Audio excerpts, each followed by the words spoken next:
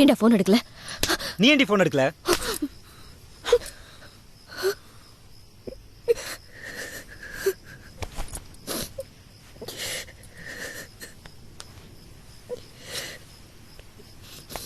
Sorry.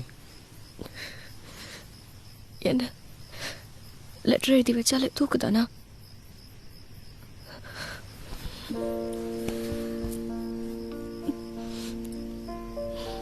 கல்யாணம் பண்ணிக்கலாமா?